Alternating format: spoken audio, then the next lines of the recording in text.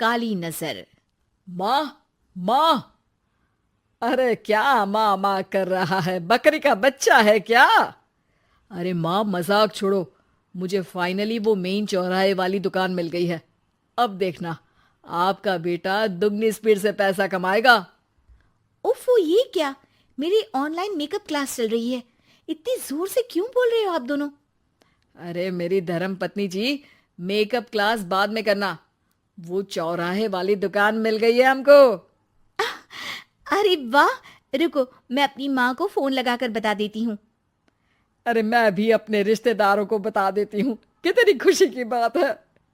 हाँ हाँ, मैं भी अपने दोस्तों को बता देता हूँ। 1 हफ्ते बाद रजिस्ट्री है। बस, घर में खुशी का मौका था। उन तीनों ने अपने अपने फोन उठाए और लोगों में बात फैलाना शुरू कर दिया। और रही सही कसर, श्वेता बहू ने अपने पड़ोस में सबको बताकर कर दी। अरे वर्मा आंटी, अब हम भी जल्दी कार ले लेंगे।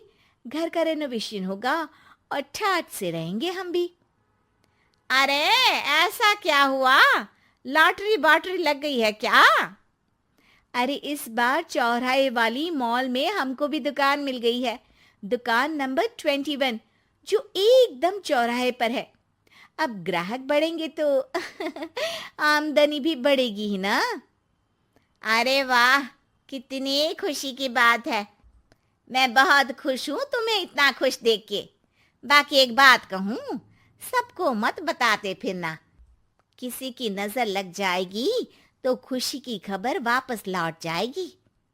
हैं? ऐसे थोड़ी ना होता है। अब डरा रही हो। अरे सही कह रही हूँ। काली नजर कहते हैं इस चीज को, जब आप किसी को कुछ बताओ और वो काम बिगड़ जाए। अरे लेकिन मैं तो। तुमने सबको बता दिया ना? हाँ, फोन लगा लगा के। अब बच के रहना। काली नजर बड़ी खतरनाक होती है।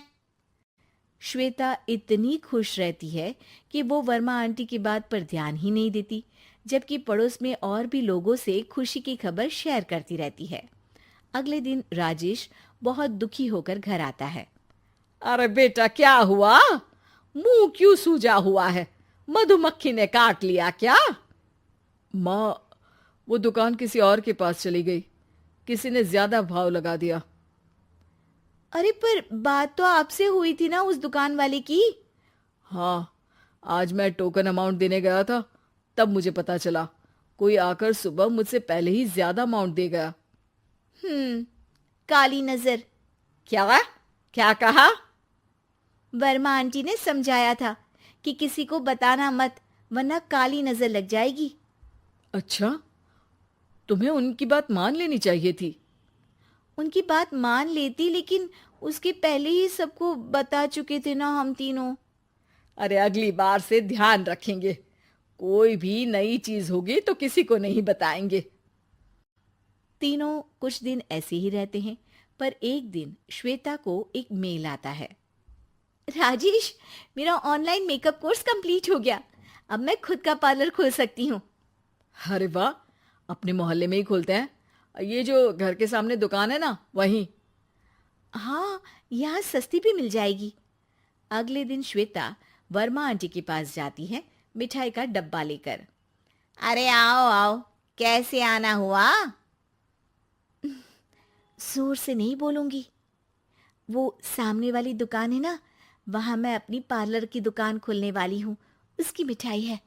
अरे वाह, बहुत बधाई हो तुमको। हाँ, मैं कमाने लगूंगी तो राजेश पर पूरे घर का बोझ नहीं रहेगा ना आंटी जी। ये तो है। पर ये बता कि तूने ये बात किसी और को तो नहीं बताई ना? अरे नहीं नहीं, पिछली बार गलती कर दी थी। काली नजर लगी किसी की और राजेश के हाथ से वो दुकान चली गई थी।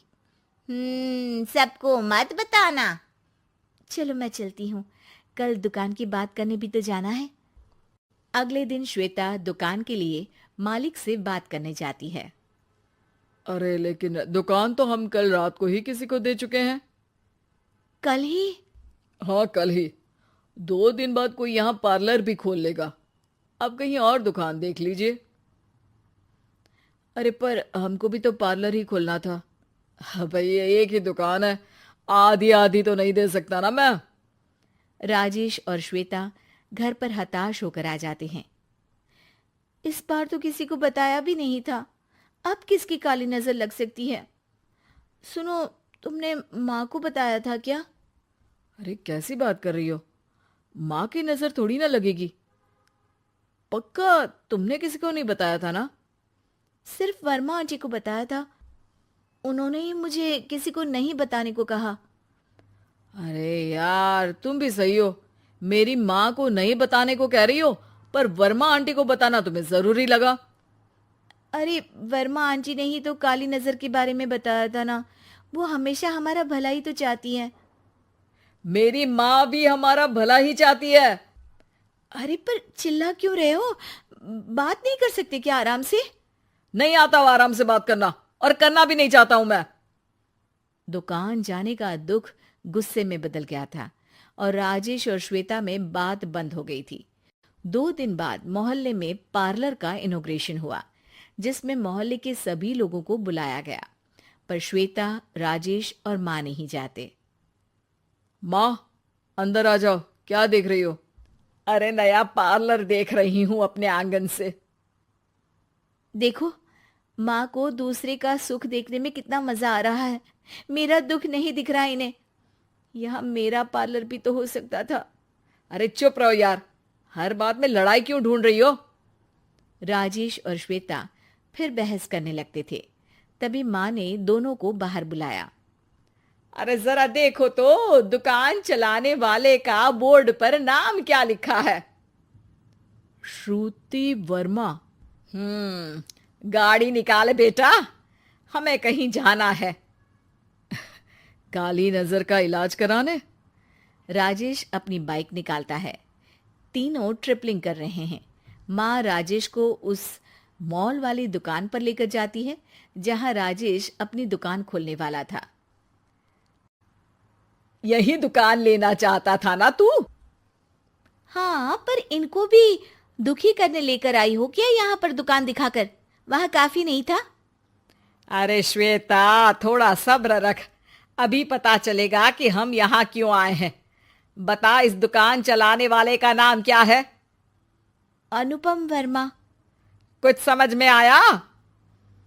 वो दुकान वाली श्रुति वर्मा, ये दुकान वाला अनुपम वर्मा, और हमारे पड़ोस में हमने उस दुकानों के बारे में बताया किसको था? अब वर्मा आंटी को।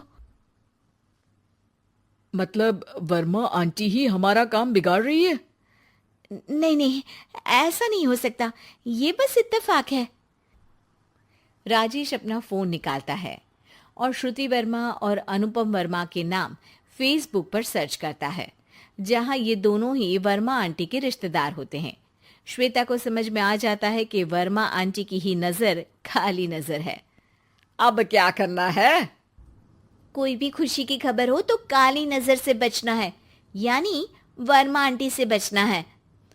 अरे पर मुझे ये समझ में नहीं आया कि वो हमारे साथ ऐसा क्यों करेंगी। अरे बेटा, एक सीख है, दूर के आदमी को आपकी तरक्की से कम परेशानी होगी, पड़ोसी को ज्यादा। दोनों माँ की बात में हामी भरते हैं और अगला काम चुपचाप करने की कसम खाते हैं, ताकि आगे से वर्मा आंटी कोई काम ना बिगाड़ सके।